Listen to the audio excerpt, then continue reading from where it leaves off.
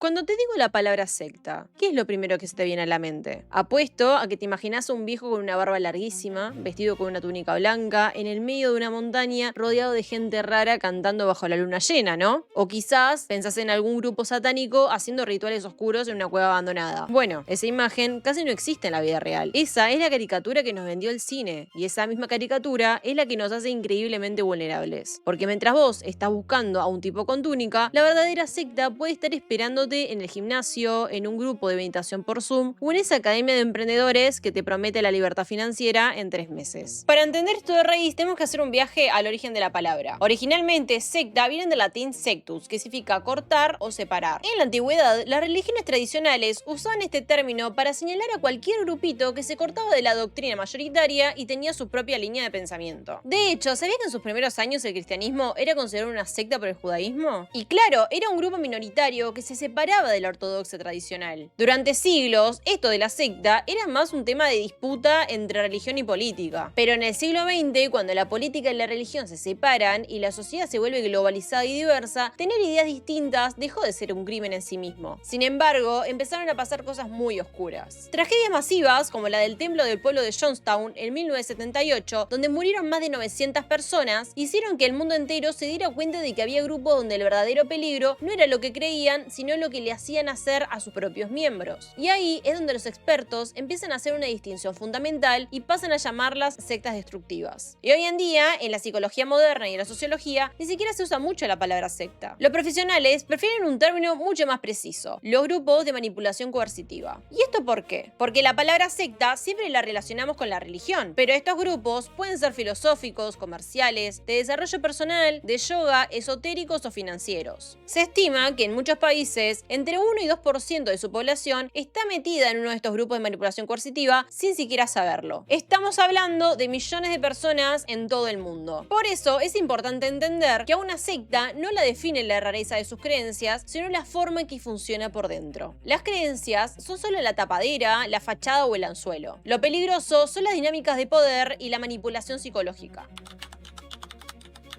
Yo sé que vos, como muchos, pensás que no caerías en una secta. Sos una persona inteligente, que estudia, que tiene calle, jamás te dejarías convencer para entrar en uno de estos grupos raris. Pero déjame decirte con todo el amor del mundo que ese pensamiento es, irónicamente, el primer paso para caer en una. Creerte inmune es la mayor vulnerabilidad que podés tener. Porque las sectas no van dirigidas a la cabeza ni a la inteligencia lógica, van directo al corazón, a las emociones y a nuestras necesidades humanas más profundas. Ninguna persona se une a una secta diciendo, che, qué ganas que tengo de que me laven el cerebro, me saquen toda la plata y me aíslen de mi familia. Nadie entra a una secta sabiendo que es una secta. La gente entra buscando cosas completamente legítimas y saludables. Buscan sanar un dolor, buscan aprender algo nuevo, mejorar su economía, tener amigos, encontrar un propósito en la vida o simplemente sentirse acompañados. Los reclutadores de estos grupos son verdaderos depredadores emocionales. Saben rastrear perfectamente en qué momento de tu vida estás atravesando una vulnerabilidad. Todos, absolutamente todos, pasamos por algún momento de vulnerabilidad a lo largo de nuestra vida. Puedes sentir incertidumbre o pasar por una crisis personal, perder un trabajo, atravesar un duelo, una separación amorosa o un cambio de ciudad. En esos momentos de caos, nuestro cerebro está desesperado por certezas. Podemos atravesar también la necesidad de pertenencia. Vivimos en una sociedad hiperconectada, pero cada vez más solitaria. Construir una identidad propia es difícil y cansador. Una secta te vende un paquete de identidad listo para usar. Te dice cómo vestir, cómo pensar, cómo hablar y qué creer. Aparte, te regala una familia instantánea y te puede brindar respuestas simples a problemas complejos. Si alguien viene y te promete la receta mágica para curar tu ansiedad en 3 días, para hacerte millonario sin trabajar o para entender los secretos del universo, el cerebro, que busca siempre ahorrar energía, se tienta. Fíjate qué perverso que es esto. Un grupo sectario nunca te va a parecer como una amenaza. Se te va a parecer como la solución exacta para la crisis que estás atravesando. Te hacen sentir que sos una persona especial, que fuiste el elegido entre miles de personas para recibir un mensaje que el resto, los no despiertos, nunca van a comprender.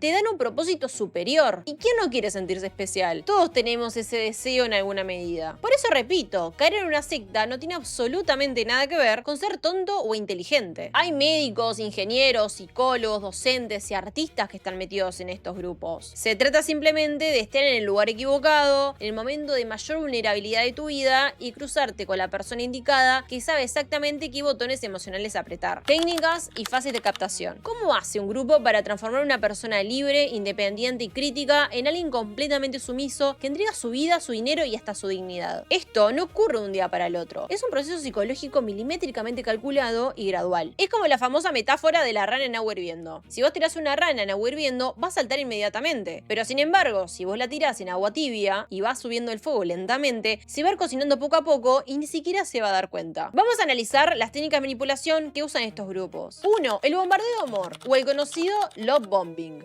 Esta es la primera fase. Cuando llegas al grupo, te reciben con una calidez abrumadora. Todos te sonríen, te abrazan, te dicen que sos increíble, que estás destinado a estar ahí y te llenan de elogios. Te hacen sentir más validado y querido que en cualquier otro lugar de tu vida. Esto genera una descarga masiva de dopamina y oxitocina en tu cerebro. Creas un vínculo emocional inmediato de confianza. 2. La burbuja y el aislamiento progresivo. Una vez que estás enganchado emocionalmente, empieza el aislamiento. Pero no te dicen, deja a tu familia. Es mucho más sutil. Te dicen, mirá, tu familia o tus amigos de antes no entienden esta nueva vibración en la que estás. Te tienen envidia, te tiran mala onda, son personas tóxicas que retrasan tu evolución. Poco a poco, vas dejando de ver tu entorno de toda la vida y todo tu círculo social pasa a ser únicamente la gente del grupo. Sin puntos de comparación externos, perdés la referencia de lo que es normal y lo que no. 3. El lavado semántico y la reconfiguración del lenguaje. Las sectas crean su propio vocabulario. Empiezan a cambiarle el nombre a las cosas para alterar la percepción de la realidad. Por ejemplo, en grupos extremistas, como la iglesia de Warren Jeffs, no decían matrimonio forzado, decían principio de asignación. No decían sumisión, sino que decían docilidad. Y en grupos comerciales o de coaching, te cambian palabras cotidianas por una jerga propia. Reprogramación, límites de creencias limitantes, seres de luz. Si controlas el lenguaje de una persona, controlas cómo piensa esa persona. 4. La paradoja de la mente agotada. Para que vos no tengas tiempo ni energía de pensar o cuestionar nada, te mantienen permanentemente ocupado y cansado. Cursos larguísimos que terminan a las 3 de la mañana, tareas comunitarias infinitas, horas y horas de meditación, o de escuchar los discursos del líder, dietas estrictas desbalanceadas o un insomnio inducido. Un cerebro exhausto pierde por completo la capacidad de pensamiento crítico y se vuelve maleable. Su lema implícito es trabajar duro para tener el privilegio de trabajar más. 5. Inculcación de miedo, culpa y vigilancia interna. Te hacen creer que el líder lo sabe todo. Tus pensamientos, tus errores, tus sueños. Te generan la idea de que si dudás o te querés ir, te va a caer una maldición. Te va a hacer el infierno, te vas a enfermar o tu vida de afuera va a ser un fracaso absoluto.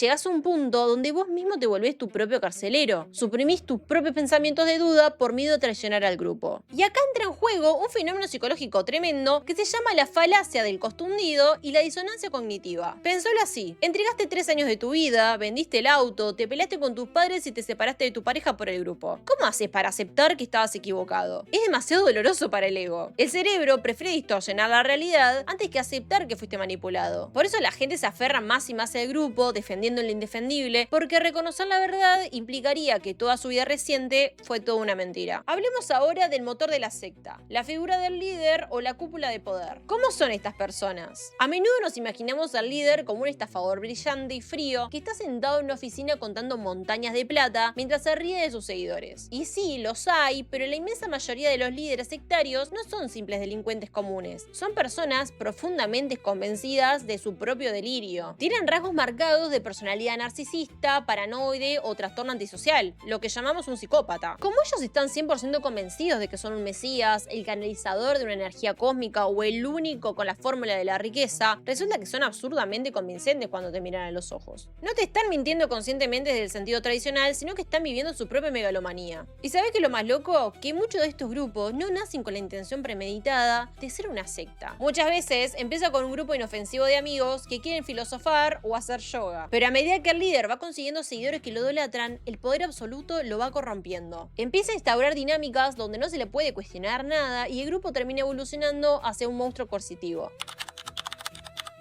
Las sectas practican lo que se llama mimetismo. Se camuflan según la época. Existen las sectas comerciales o financieras. Esas que bajo la fachada de libertad financiera o esquemas piramidales te exigen venerar al fundador, cortar con tus amigos pobres o sin mentalidad de tiburón y trabajar 18 horas al día vendiendo cursos. Están las sectas de desarrollo personal y pseudoterapias que te prometen curar enfermedades graves con el poder de la mente, plantas sagradas o talleres de coaches que te humillan públicamente para romper tu ego. Las sectas esotéricas y ufóricas ecológicas son grupos que esperan naves espaciales o el fin del mundo, como pasó trágicamente con Heaven's Gate en los años 90. Y luego hay sectas de origen religioso fundamentalista. Hay de grupos apocalípticos como Aum Shinrikyo en Japón hasta sectas mormonas extremistas como la de Warren Jeffs, donde el control sobre la vida humana llegaba a niveles horripilantes. El denominador común en todas, sin importar si estamos hablando de Jesús, de los alienígenas, de la física cuántica o del Bitcoin, es siempre el mismo: la dominación, el control absoluto sobre la persona y la anulación de su libertad. Llegamos a la parte práctica. ¿Cómo nos cuidamos de esto? ¿Cómo sabemos si esa academia, ese grupo de meditación o ese taller en el que se metió tu hermano es un grupo sano o es un peligro coercitivo? Acá te digo las 5 red flags definitivas. 1.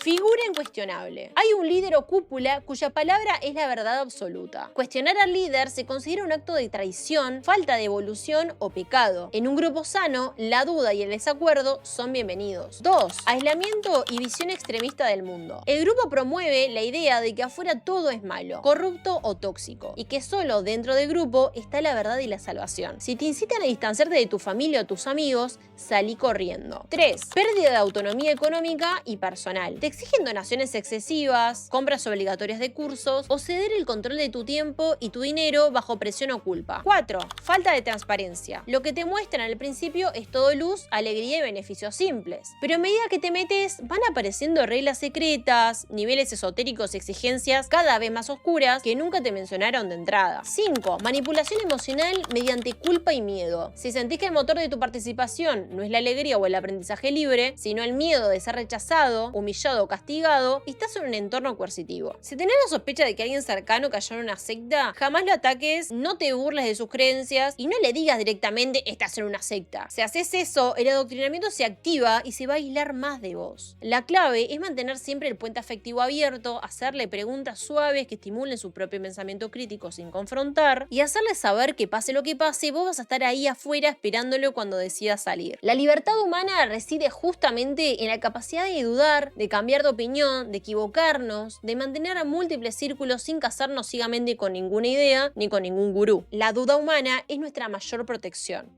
Bueno, ya llegamos al final y la verdad me encantó compartir este rato con ustedes. Si les gustó este video ya saben que pueden darle me gusta, compartirlo, suscribirse y activar la campanita para no perderse los próximos videos. Ahora quiero que me comenten, ¿tuvieron alguna experiencia rara con algún grupo? ¿Conocen a alguien que cayó en una secta? ¿Qué opinan de las sectas modernas? Y por último, ¿quieren que haga algún video hablando de alguna secta en específico? Los leo. Y ahora sí, sin mucho más que decir, un abrazo enorme, cuídense mucho y nos vemos en el próximo video. Chao, chao.